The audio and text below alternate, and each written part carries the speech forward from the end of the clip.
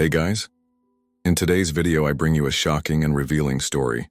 Let's meet Calliope Winslow, a teacher, wife and mother, who died 12 minutes after a serious car accident and returned with an urgent message about the future of humanity.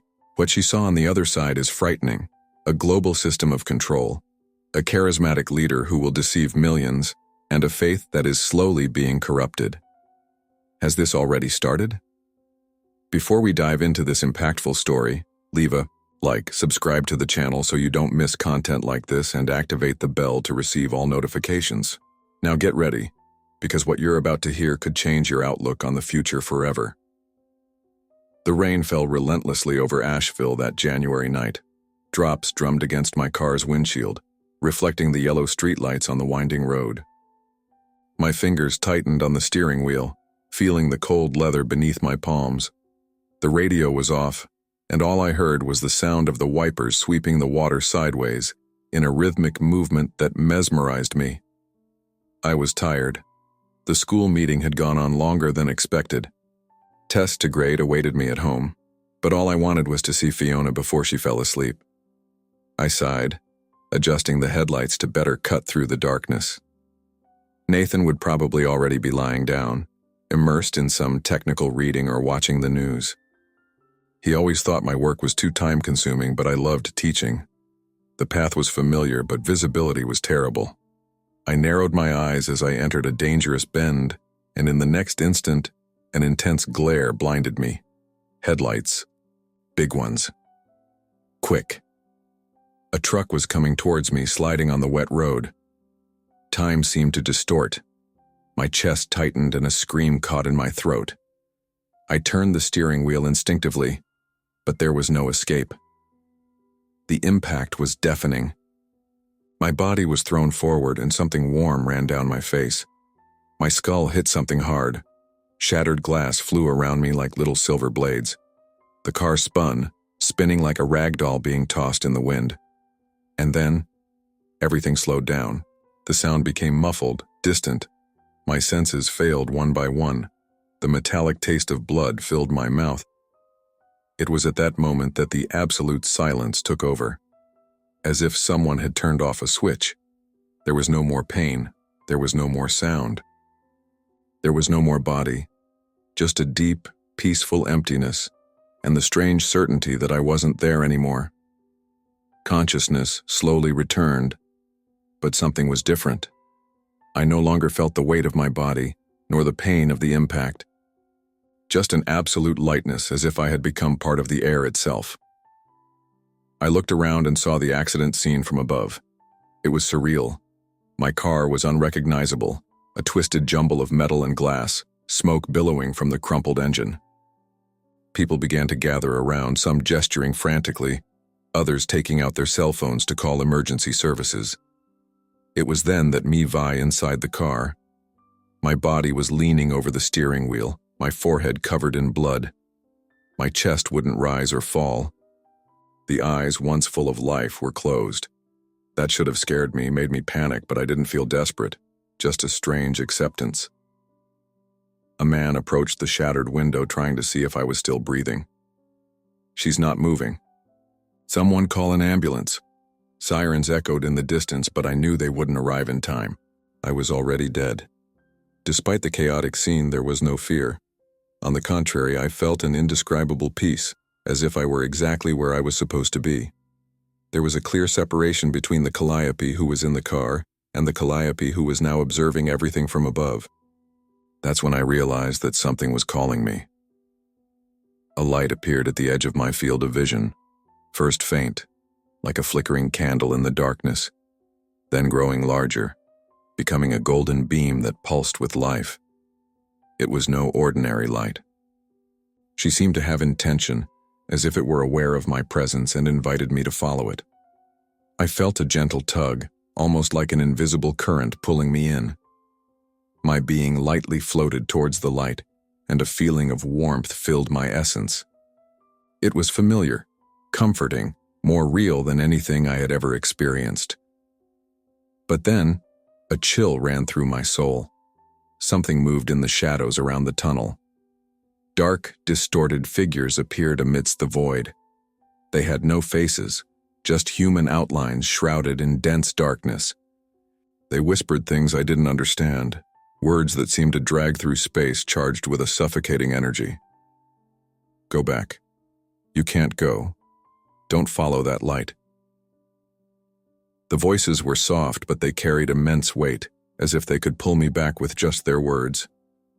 The cold emanating from them contrasted with the warmth of the light in front of me, but then another voice cut through that whisper. Calliope. It was unlike any sound I had ever heard. Serious, powerful, full of love and authority. The instant it echoed through the tunnel, the shadows twisted and moved away, like smoke being blown away by the wind. I knew at that moment. It was him. And without hesitation, I took a step towards the light.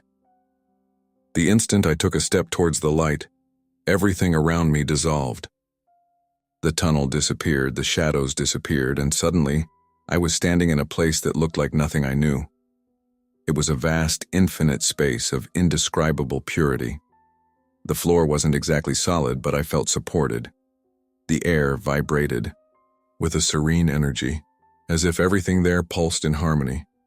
There was no sun, but a soft golden light illuminated everything around, with no apparent origin. That's when I saw him. Jesus was there. My heart shrank and expanded at the same time. He was not an imaginary or distant figure, he was real, more real than anything I had ever experienced. His presence was overwhelming. It radiated an intense light, but not a light that hurt the eyes. It was a living light which seemed to intertwine with my very soul, enveloping me in indescribable warmth. Your eyes. Oh, your eyes. I could never describe them completely. They had an eternal glow, a mixture of infinite love and deep sadness. When he looked at me, I felt that he knew me completely. Every mistake, every fear, every hidden thought, and yet he loved me completely. Calliope. Your name and my voice sounded like thunder and at the same time like a gentle whisper. That call passed through my being like a wave, dissolving any doubt, any trace of fear. I fell to my knees. Not because he required it, but because there was no other possible reaction to such glory. Sir. My voice was weak, shaking. He approached, and his gaze overflowed with compassion. There was no judgment in his expression, just pure and absolute love. You need to see it. The moment he said that, everything around me transformed. The light disappeared. The environment changed in the blink of an eye, and I found myself transported to a completely different place. I was looking at Earth, but not Earth as we know it. It was the future, and what I saw made my heart break. The Earth before me looked familiar, but something was wrong. At first, everything seemed normal. People walked the streets, coming and going with their routines. Modern buildings rose, imposing, and huge screens broadcast messages of progress and innovation. But upon closer inspection, I noticed the emptiness in people's eyes. They seemed anesthetized. They lived, but they were not really alive. They moved like automatons, their expressions strangely serene but dull. They were mistaken. Jesus stood by my side as the vision continued. His presence supported me, but I felt the weight of what I was seeing. What is happening? My voice came out as a whisper, already knowing that the answer would be something terrible. He looked at me deeply, as if weighing the pain his next words would cause me. They believe they are free, but they are trapped. The world has been given over to a deception. The images have changed. Saw crowded churches, but the messages coming out of their pulpits were different. They no longer spoke of repentance, of holiness, of Jesus as the only way. Sermons now extolled a new kind of faith, centered on man himself, global unity, and universal acceptance. They still speak in my name, but they no longer know me. I wanted to scream, warn them, shake those pastors who preached empty words. But I knew they had already chosen this path. The scene changed again. Now, I saw a man, the leader. He was charismatic, good-looking. His smile conveyed absolute confidence. His gaze was hypnotic and his words seduced crowds. He talked about a bright future, about the end of poverty, about a world where no one would go hungry or be afraid. But Jesus made me see beyond the facade. Behind this man there was darkness. He was not a mere political leader. He was deception personified. Many will willingly follow you without realizing what they are doing. The scenes became more intense. I saw advanced technologies that promised safety, health, comfort, but by accepting them, people lost something essential. I saw a system where no one could buy or sell without being connected to it. I saw churches being reformulated, adjusted to the new order. Faith was being distorted, turned into a tool of control. I tried to turn away from the vision, but Jesus held my gaze firmly. You need to remember. You need to warn them. Suddenly I was pulled back. The ground opened beneath my feet. Was falling. Coming back. The fall was quick and brutal. The light dissolved and physical reality hit me like a blow. The return to the body was a crushing shock. Pain exploded in every part of me. My lungs burned as if they had been forced to function again. My chest rose and fell in painful spasms. I felt needles in my limbs as if every nerve was being reconnected. I heard voices around me, urgent, frantic. She's coming back. My God, she's coming back. My eyelids fluttered. The white light from the hospital spotlights hurt my eyes, momentarily blinding me. The sound of machines beeping around me echoed too loudly. Pressure rising, heart rate stabilizing. I tried to move, but my body felt heavy, stiff. An oxygen mask covered my face. I was back. I was alive. I felt a hand grab mine, small, hot. My eyes slowly opened, and I saw Fiona beside me, her eyes full of tears. Mommy, his voice came out in a sob. She squeezed my hand tightly as if she feared I would disappear again. Behind her, Nathan was pale, his face filled with an expression of disbelief. He didn't blink. He just looked at me as if he were facing an impossible miracle. I tried to speak, but my throat was dry. My voice was just a hoarse whisper. How long? The doctor, a tall man in a white coat, looked at me as if he couldn't believe what he was seeing. You were clinically dead for 12 minutes. Nathan's eyes widened even more. Fiona sobbed and hugged my arm, hiding her face against me. I could feel his body shaking. But my mind was far away. 12 minutes. I was gone for 12 minutes. But for me, it was an eternity. Then the memory of the visions hit me like a punch in the chest. The global system. The deception. Jesus' warning. I had to close my eyes for a moment, trying to process everything. I had to tell. No one could understand what I had seen, but I needed to warn them. The next morning, I woke up with a heaviness in my chest that didn't come from physical pain. What I had seen was not a dream, it was real. Jesus gave me a mission. My head was still throbbing, and my muscles were weak, but the urgency burned inside me. I needed to tell the truth. Nathan was sitting next to me, holding a cold cup of coffee. He looked exhausted. His eyes were sunken as if he hadn't slept. You're awake. His voice sounded relieved but carried a tone of hesitation. Nathan, my throat was still dry, but I ignored the pain. I need to tell you what happened. He rubbed his face with his free hand. Calliope, not now. You have suffered immense trauma. No, you don't understand. My voice was stronger than I expected. Fiona stirred in the next chair, waking up. I have been with him. I have seen what is coming. Nathan looked at me, confused. With whom? With Jesus. The words left my mouth and echoed in the room like thunder. He showed me the future. The silence that followed was terrible. Nathan blinked a few times, trying to process. Calliope. His voice was now carefully controlled. You were dead. The brain under extreme stress can create illusions. No, it was not an illusion. It was more real than this moment, more real than anything I'd ever experienced. You don't believe me? He hesitated. For a moment, he seemed to want to say yes, that he believed, but reason won. I believe you went through something intense.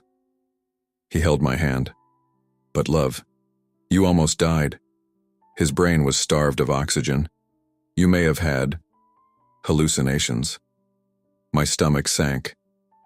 I expected resistance, but not from him. Fiona, on the contrary, he looked at me with wide eyes, absorbing every word. Mommy, what did you see? I turned to her, taking her small hand in mine. I saw the future. I saw a world that thinks it is free but is enslaved. A global system. My voice broke. A man the whole world will follow, and they will call you their savior. Nathan pulled away a little, rubbing his temples. Are you talking about an apocalyptic prophecy? Callie, please. I ignored it. I turned to Fiona. Daughter, you need to believe me. People will accept this without question. They will think it is right. But Jesus showed me that it is not. He sent me back to warn them. Fiona's small hand squeezed mine. His eyes were teary, but there was conviction in them. I believe in you, Mommy. My heart sank. But Nathan stood up, shaking his head. I'll call the doctor. I saw it in your face. He thought I was delusional, and that hurt more than any wound on my body. In the following days, my recovery was quick, surprising even to the doctors. The exams did not show any neurological sequelae, nothing that would justify hallucinations or delusions. I was physically healed, but I carried something much heavier, the burden of truth. I tried talking to Nathan a few more times, but he avoided the conversation whenever the topic approached my experience. At the hospital, doctors and nurses treated me with respect, but always with that look of skepticism. They saw my recovery as inexplicable, but they were not willing to listen to the why. When I finally returned home, my first decision was to go to church. If I couldn't convince Nathan, maybe the pastor could help me. On Sunday morning, I walked into the local church, a red brick building with tall stained glass windows. The hall was full, as always. Families sitting on wooden benches, children on their mothers' laps, elderly people leafing through their Bibles. I had known these people for years. They knew me. But were they ready to hear the truth? I waited until the end of the service to speak to the pastor, Jonathan Greer. He was a man of about 50, kind, soft-spoken, always with a welcoming smile. When I approached, he welcomed me with a warm hug. Calliope, thank God you're okay. His recovery was a miracle. Pastor, I need to talk to you. It's important. He nodded and led me to his office at the back of the church. It was a simple room with an old wooden table and a bookshelf full of theological books. He sat down, staring at me expectantly. Say it, my daughter, what's in your heart? I took a deep breath. I died for 12 minutes. He tilted his head slightly, but didn't interrupt. And during that time, I saw things. I was with Jesus. He showed me what's to come. His eyes became alert. And what did he show you? A mistake. My voice shook. A global system that will imprison people without them realizing it. A leader who will be adored by the entire world. Churches that will continue to stand, but emptied of the truth. The pastor folded his hands on the table. Are you talking about the Great Tribulation, about the Antichrist? I nodded, relieved that he understood. Yes, but it's not something far away, Pastor. It's starting now.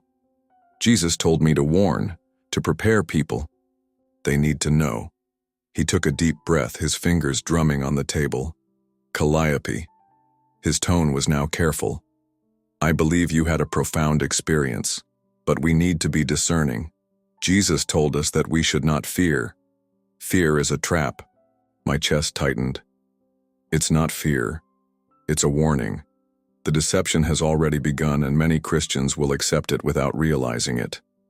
He sighed, and something in his expression changed. My daughter, God is in control. It is not up to us to spread alarmism. We should just trust and move forward. I felt like I had been hit. He didn't want to hear it. I left the church with a lump in my throat. The pastor himself, a man of faith, I wasn't willing to see. But I couldn't give up. If those who should have been attentive were blind, then who would listen? The days passed, and the pain of rejection began to feel familiar. Nobody wanted to listen. Nathan avoided the subject. Close friends, those with whom I shared my life, would listen blankly, mutter something about trauma recovery, and change the subject. The pastor, Jonathan, he didn't bring up the subject with me again. Even the most devout churchgoers seemed uneasy when I tried to bring the conversation back up. But I couldn't ignore what I saw. So I started looking for those who might understand. I spent the night researching near-death experiences, prophetic visions, people who received messages about the future. I found forums, videos, reports from others who went through something similar. People from different parts of the world were receiving similar warnings, having dreams and visions about a time of great deception. I wasn't alone. It was on one of these forums that I found Eleanor Hastings, a former co-worker. She was a history teacher at the same school as me, but we were never close. Still, something connected us. When I mentioned my story in an anonymous post, she sent me a private message. "Calliope, I need to talk to you. I had a dream 2 weeks ago, and it's exactly what you described." I arranged a meeting with her in a discreet cafe, away from the curious eyes of the city. When Eleanor arrived, seemed nervous. She held the coffee cup tightly, as if trying to contain the tremors in her hands. I thought I was going crazy. She laughed without humor. "But then I saw your report and I realized that. Maybe we're not wrong. Tell me what you saw." Eleanor looked around before speaking, as if she was afraid someone was listening to her. It was a world where everything seemed perfect. There was peace, progress, incredible advances in technology. But something was wrong. The people were empty, like dolls, no spirit. My stomach turned. "The leader, did you see him?" She nodded slowly.